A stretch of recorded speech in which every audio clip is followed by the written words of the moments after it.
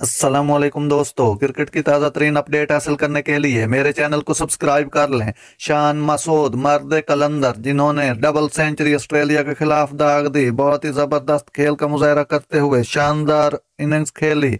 शान मसूद ने ऑस्ट्रेलिया को नाकों चने चबवा दी, ऑस्ट्रेलियन बॉलरों की शानदार धुलाई की। शान मसूद ने ऑस्ट्रेलिया में जाकर डबल सेंचुरी जड़ दी। अगर उसकी डिटेल में जाएं तो जब बैटिंग शुरू हुई तो अब्दुल्ला शफीक 38 रन बनाकर 76 गेंदों पे आउट हुए। इमाम उल हक 9 स्कोर बनाकर आउट हुए। उसके बाद शान मसूद ने जमकर धुलाई की ऑस्ट्रेलियन बॉलरों की। 298 बॉलें खेली, 201 रन बनाए, एक छक्का लगाया, 14 चौके लगाए। इनके बाद बाबर आजम 40 रन बना सके, सऊद शकील 13, सरफराज अहमद ने जबरदस्त बैटिंग की, 41 रन बनाए, 47 बॉलों में 6 चौके लगाए।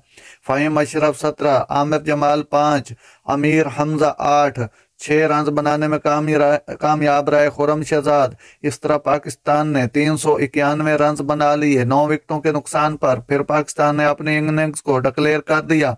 उसके बाद ऑस्ट्रेलिया को बारी दे दी। जिनकी बारी जारी है उनका स्कोर अभी 21 स्कोर है और कोई खिलाड़ी आउट नहीं हुआ।